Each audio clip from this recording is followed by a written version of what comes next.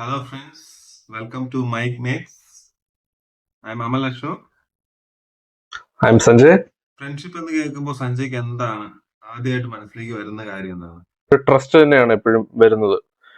നമുക്ക് ഒരു ഒരു പ്രശ്നം വരുമ്പോൾ ഫോൺ വിളിച്ച് സംസാരിക്കാൻ അല്ലെങ്കിൽ നേരിട്ട് കാണാൻ ആദ്യം വരുന്ന മനസ്സിലെ ആള്, അതാണ് ഒരു ഒരു ഒരു ഫ്രണ്ട്ഷിപ്പിന്റെ ഒരു ബേസ് ഞാൻ കാണുന്നത്. ആക്ച്വലി ഒരു ഡെഫിനിഷൻ എന്നതിലപ്പുറത്തേക്ക് നമ്മുടെ ഫീലിങ്സ് എന്നുള്ള ഒരു രീതിയിൽ ഉള്ള ഒരു സംഗതിയാണ് ഫ്രണ്ട്ഷിപ്പ്. പറയുമ്പോൾ നമ്മള് ഫ്രണ്ട്സ്, കുറെ ഫ്രണ്ട്സ് ഉണ്ടായിരിക്കും അല്ലെ, പക്ഷെ അതിൻ്റെ അകത്ത് നമ്മൾ സെലക്റ്റീവ് ആണ്. ഈ സെലക്റ്റീവ് ആകാനും കാരണങ്ങളുണ്ട്. അത് വർഷങ്ങളോളം നമ്മൾ സമയമെടുക്കും അത് അങ്ങനെ ഒരു ഫ്രണ്ടിനെ കണ്ടുപിടിക്കാൻ തന്നെ, അല്ലെ. അപ്പൊ ഈ ഈ പ്രോസസ്സ്, ഈ കണ്ടിന്യൂസ് പ്രോസസ്സിലൂടെ കിട്ടുന്ന ഒരു ഒരു ഒരു ഭാഗ്യമാണ്. ഒരു ലക്കിനെ, ഞാൻ ഈ ഒരു പ്രോസസ്സിനെ, ഒരു ലക്കിനെ വിശ്വസിക്കുന്ന ഒരാളാണ്. അത് ലക്കിയാണ് ഒരു നല്ലൊരു ഫ്രണ്ടിനെ കിട്ടുക എന്ന് പറയുന്നത്. റിലേഷൻഷിപ്സിൽ നിന്ന് ഇതിനെ മാറ്റി നിർത്തുന്നത്, ഇതിനിപ്പം നമ്മൾ പറയുന്നത് പോലെ തന്നെ എന്ത് കാര്യത്തിലും ജാതിയോ മതമോ നിറവോ അങ്ങനെയൊക്കെ നോക്കുന്ന ഒരാളുകളുടെ ഇടയിലാണ് നമ്മൾ താമസിക്കുന്നത്. അങ്ങനെ ജീവിക്കുന്ന ഒരു സാഹചര്യത്തിൽ പോലും ഒരു ഫ്രണ്ടിനെ നമ്മൾ തെരഞ്ഞെടുക്കുമ്പോൾ നമ്മൾ അത് നോക്കാറില്ല എന്നുള്ളതാണ് ഇതിന്റെ ഏറ്റവും വലിയ ക്വാളിറ്റി. ഒരു ഒരു ബന്ധങ്ങളിൽ നോക്കാൻ പാടില്ല എന്നുള്ളതാണ് സത്യവും. പക്ഷെ എന്താണെന്ന് അറിയത്തില്ല, ഇനി വരും തലമുറകൾ അത് മാറ്റിയേക്കാം. പക്ഷെ ഇപ്പോൾ ഉള്ള തലമുറ മാറാൻ ശ്രമിക്കുന്നുണ്ട്. പഴയ തലമുറ പക്ഷെ മാറാൻ ശ്രമിക്കുന്നില്ല. പക്ഷെ പണ്ടുള്ളതാണെങ്കിലും ഇപ്പോഴുള്ളതാണെങ്കിലും നമ്മുടെ ഒക്കെ അച്ഛൻ ഇപ്പം നമ്മള് അപ്പുറത്തെ വീട്ടിലെ തോമാച്ചൻ ചേട്ടൻ ഏത് കാസ്റ്റാന്ന് നോക്കിയിട്ടല്ലല്ലോ അച്ഛൻ കൂട്ടുകാരനായത് എന്ന് പറയുന്നത് പോലെ ആ അതാണ് അതിനെ എല്ലാത്തിൽ നിന്നും വ്യത്യസ്തമാക്കുന്നത്. അത് തന്നെ എല്ലാ റിലേഷൻഷിപ്സിലും വരുവാണെങ്കിൽ അതിന്റെ ആ ഒരു ബ്യൂട്ടി എന്തായിരിക്കും? ഫ്രണ്ട്സ് എന്ന് പറയുമ്പോൾ ട്രൂ ഫ്രണ്ട് ആണെങ്കിൽ ജെൻഡർ പോലും ഇഷ്യൂ അല്ല. ശരിക്കും ട്രൂ ഫ്രണ്ട് ആണെങ്കിൽ മാത്രം കേട്ടോ. പിന്നെ ഫ്രണ്ട്ഷിപ്പ് ടെൻസ് ടു ലവ് ഒക്കെ ആക്ച്വലി സംഭവിക്കുന്ന കാര്യങ്ങളാണ്. എല്ലാവരുടെയും പല ആളുകളുടെയും ജീവിതത്തിൽ സംഭവിച്ചിട്ടുള്ള കാര്യങ്ങളാണ്. പക്ഷെ ആസ് എ ട്രൂ ഫ്രണ്ട് ആയിട്ട് ഇരിക്കുന്ന സ്ത്രീ പുരുഷന്മാരും ഉണ്ട്. അത് ഞാൻ എഗ്രി ചെയ്യുന്നു. എന്താ പറഞ്ഞു കഴിഞ്ഞാൽ, നമുക്ക് ഒന്ന് ഒന്ന് ഒരു ഒരു ഒരു വിഷമം വരുമ്പം ശരിക്കും പറഞ്ഞാൽ നമ്മളെ വീട്ടുകാരോട് പോലും നമ്മൾ മടിക്കും ഓരോ കാര്യങ്ങൾ പറയാൻ, അല്ലെ. അവരെങ്ങനെ റെസ്പോണ്ട് ചെയ്യുമെന്ന് നമുക്കറിയാം. അത് തന്നെയാണ് കാരണം നമ്മൾ വീട്ടുകാരോട് ഡിസ്കസ് ചെയ്യാത്തത് തന്നെ. അപ്പൊ ആ സ്ഥലത്ത് നമ്മുടെ കൂട്ടുകാരോട് ഏത് രീതിയിലാണെങ്കിലും നമുക്ക് ഓപ്പൺ ആകാൻ പറ്റും അവിടെ, അല്ലെ. അപ്പൊ ഒരാളോട് ഓപ്പൺ ആകാൻ പറ്റുന്ന ഒരു ഒരു എന്താ പറയുന്ന ഒരു അവസ്ഥ നമുക്ക് വേണം ശരിക്കും എപ്പോഴും, അല്ലെ. ആ ആ ഒരു സിറ്റുവേഷൻ ഇല്ലെങ്കിൽ ശരിക്കും ഭയങ്കര ബുദ്ധിമുട്ടാണ് നമുക്ക്. എന്ന് പറഞ്ഞാൽ ഷെയർ ചെയ്യാതെ ഡിപ്രഷനിലാകാനും അതൊരു കാരണമാണ്. അത് വേറെ ആരോട് ഷെയർ ചെയ്യാനില്ല, അത് ഡിപ്രഷനിലോട്ടേ പോകത്തുള്ളൂ. അവിടുന്ന് റിക്കവർ ആകാന്ന് പറയുന്നത് ഇനി ബുദ്ധിമുട്ടാണ്. എന്ന് പറഞ്ഞാൽ വേറെ ആരും ഇല്ല ഷെയർ ചെയ്യാൻ. വീട്ടുകാരോട് ഷെയർ ചെയ്യാൻ പറ്റത്തില്ല, വേറെ അറിയാവുന്ന ജസ്റ്റ് കൂട്ടുകാരുണ്ടായിരിക്കും, പക്ഷെ അവരോട് ഷെയർ ചെയ്ത് കഴിഞ്ഞാൽ ആ ആ, അത് അത് അത് അങ്ങോട്ട് വർക്കൗട്ട് ആകത്തില്ല എന്നുള്ള ഓർത്തിട്ട് തന്നെ ആയിരിക്കും ഷെയർ ചെയ്യാത്തത്. ഫ്രണ്ട്ഷിപ്പിന്റെ കാര്യത്തിൽ അതൊരു നമ്മളുടെ വലിയ ബെനിഫിറ്റ് ആണ്. അതായത് നമുക്ക് നമ്മുടെ വാര ഇറക്കി വെക്കാന്നൊക്കെ പറയല്ലോ. ഒരാളോട് ഒരു കാര്യം പറയണം, പക്ഷെ അത് ആളുകളെല്ലാം അറിഞ്ഞു കഴിഞ്ഞാൽ അതില് ഒരു കാര്യമില്ല. ഒരാൾ അറിഞ്ഞു, അയാളായിരിക്കും ചിലപ്പോൾ അതിന് പ്രതിവിധി ചെയ്യുന്നത്. ശരിക്കും പ്രതിവിധി എന്നുള്ള പരിപാടിയൊന്നും ഒരു റിലീഫാണ്, നമ്മുടെ ഒരു സ്ട്രെസ് റിലീഫ് മാത്രമാണ് അത്. അതെ. ഒരു ഫ്രണ്ടിനെ എങ്ങനെയാണ് നിർവചിക്കാൻ പറ്റുന്നത്?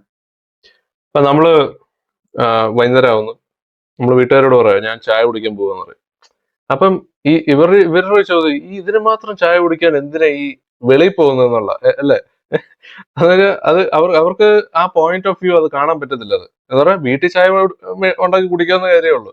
പക്ഷെ വെളിയിൽ പോയി കുടിക്കുമ്പം വെളിയിൽ വെയിറ്റ് ചെയ്യുന്ന കൂട്ടുകാരുണ്ടാവും ബൈക്കുമായിട്ട്, ആ ചായ കുടിക്കാൻ പോകുന്നുള്ളത്. അപ്പൊ ആ ടൈമില് അതാണ് നമ്മുടെ ഒരു സ്ട്രെസ് റിലീഫ് ശരിക്കും. ആ കുറച്ചു നേരം യാത്ര, അവിടെ ചെന്ന് ചായ കുടിച്ച്, അവിടെ വേറെ പരിപാടിയൊന്നുമില്ല, അവിടെ ചെന്നിട്ട് തിരിച്ചു വരാന്നേ ഉള്ളൂ. പക്ഷെ അവിടെ ചെന്ന് പിന്നെ ഒരു ഒന്നോ രണ്ടോ മണിക്കൂർ നിന്ന് സംസാരിക്കുക അവിടെ ഇരുന്നോണ്ട്. ടെൻഷൻ റിലീഫ്, അതായത് നമ്മുടെ ശരീരത്തിനുള്ളിലെ ഹോർമോൺ ചേഞ്ചസ്, എന്തെങ്കിലും ഫീലിങ്സ് ഉണ്ടാകുമ്പോൾ ശരീരത്തിൽ ഉണ്ടാകുന്ന മാറ്റങ്ങൾ, ഇതൊക്കെ മാനസികമായും ശാരീരികമായും നമ്മൾ ബാധിക്കുന്നുണ്ട്. പക്ഷെ ഈ സാധനങ്ങൾ നമ്മൾ തിരിച്ചറിയുകയും, ചിലപ്പോൾ ചില കൂട്ടുകാർക്ക് അറിയായിരിക്കും നമുക്ക് ഒരു കാര്യത്തിനുള്ള പ്രതിവിധി അല്ലെ അതിന്റെ എന്താ ചെയ്യേണ്ടതെന്ന് നമുക്കറിയത്തില്ലായിരിക്കും.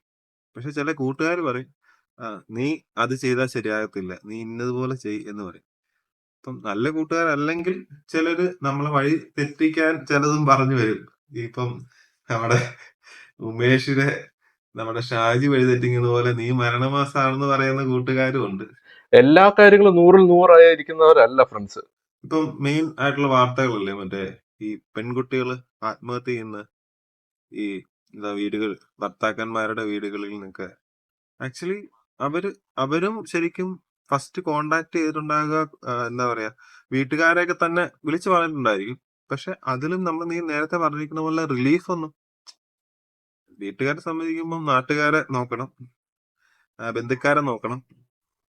ഇതൊന്നും നോക്കേണ്ട ആവശ്യം സത്യം പറഞ്ഞാൽ ഇല്ല. പക്ഷെ അവരങ്ങനെ ആയി. അപ്പൊ അവര് പറയാ അയ്യോ അങ്ങനെ എങ്ങനെ പോരാനാ, പോന്നു കഴിഞ്ഞാൽ അവരെന്ത് പറയും, ഇവരെന്ത് പറയും. പക്ഷെ അതൊരു ഫ്രണ്ടിനെയാണ് വിളിച്ച് പറയുന്നതെങ്കിൽ, അതൊരു ട്രൂ ഫ്രണ്ട് ആണെങ്കിൽ നമുക്ക് റിലീഫ് കിട്ടുമോ. അതോടൊപ്പം തന്നെ നമുക്ക് ഇനി നെക്സ്റ്റ് സ്റ്റെപ്പ് എന്താ വെക്കണ്ടേ, ഇനി ഞാൻ എന്റെ സ്വന്തം കാലിൽ നിന്ന് തിരിച്ചു പോരാം ഒരു ലേഡി അല്ലെങ്കിൽ ഇതുപോലെ പുരുഷന്റെ കാര്യത്തിലും പുരുഷൻ അവർക്ക് ഡിസൈഡ് ചെയ്യാൻ പറ്റും. അത് അങ്ങനെ പോലും ഡിസ്കഷൻ നടത്താതെ അല്ലെങ്കിൽ അങ്ങനെ പോലും ഒരു ആളോടും ഒന്നും ഷെയർ ചെയ്യാൻ പറ്റാത്തവരായിരിക്കും ഈ ആത്മഹത്യക്കൊക്കെ. അതായത് നമ്മളെ കേൾക്കാൻ അതാണ് ഏറ്റവും കേൾക്കാൻ ഒരാളുണ്ടാകുക എന്നുള്ളത്. ചില ആളുകൾക്ക് ചില കാര്യങ്ങൾ പറഞ്ഞാൽ റിലീഫ് ആകുമായിരിക്കും. അത് എന്താന്ന് വെച്ച് കഴിഞ്ഞാൽ കേൾക്കാൻ ഒരാളുണ്ടെങ്കിലേ റിലീഫ് ആകത്തുള്ളൂ. നമ്മൾ വെറുതെ ഇരുന്ന് പറഞ്ഞു കഴിഞ്ഞാൽ നമ്മൾ തന്നെ പറഞ്ഞ് കാട് കയറും. സോ അതും ലിമിറ്റഡ് ആയിട്ടുള്ള ആളുകളോടായിരിക്കുമല്ലോ നമ്മൾ പറയുന്നത്. ഒരു വലിയ കാര്യമാണ്. ചെറുപ്പത്തിലെ കാര്യം പറയാണ്. ഇപ്പോ നമ്മള് ഒരേ സ്കൂളിലും ഒരേ നാട്ടിലുമാണ് താമസിക്കുന്നെങ്കിൽ നമുക്ക് ശരിക്കും പറഞ്ഞു കഴിഞ്ഞാൽ അവര് ഒരു തരത്തിൽ പറഞ്ഞു കഴിഞ്ഞാൽ വേറൊരു ഇത് പറയുന്നത് ഒരു ബ്രദറാണ് ശരിക്കും. എന്നുവെച്ചാൽ അവര് നമ്മള് അവരുടെ കൂടെയാണ് വളരുന്നത് ശരിക്കും. അപ്പൊ ഇവരൊക്കെ എന്ന് പറഞ്ഞു കഴിഞ്ഞാൽ നമുക്ക് നമ്മുടെ ലൈഫിലെ വേറൊരു ബ്രദർ തന്നെയാണ് നമുക്ക് എപ്പോഴും. ബ്രദർ ഫ്രം അനദർ മദർ എന്ന് പറയുന്ന പോലെ. ചില കൂട്ടുകാര് ക്രിക്കറ്റ് കളി അവരോട് പോയി കഴിഞ്ഞാൽ അവരോട് രോഹിത് ശർമ്മ 264 അടിച്ചത് ഞാനും കണ്ടു, ആ കൂട്ടുകാരനും കണ്ടു. ഇത് തന്നെ നമ്മൾ പത്രത്തിലും വായിക്കും, ടിവിയിലും കാണും. ആ കൂട്ടുകാരനോടും പോയി പറയും. ഇതില് അയാളും ഞാനും നീയും എല്ലാരും കണ്ടതിൽ പുതുമയൊന്നുമില്ല, എല്ലാം ഒന്ന് തന്നെ. പക്ഷെ ആ കമ്മ്യൂണിക്കേഷൻ നമുക്ക് ഇഷ്ടമുള്ള ടോപ്പിക്സിനെ കുറിച്ച് നമുക്ക് കമ്മ്യൂണിക്കേറ്റ് ചെയ്യാൻ സാധിക്കുന്നുണ്ട്. അപ്പം അവര് നമ്മൾ ജഡ്ജ് ചെയ്യില്ല എന്നുള്ള നമ്മളുടെ ഒരു ഇതിന് വേറൊരു രീതിയിലുള്ള ഫ്രണ്ട്സ് ഉണ്ട്. ഞാനൊക്കെ അത്ഭുതപ്പെട്ടു പോയിട്ടുള്ളതാണ്.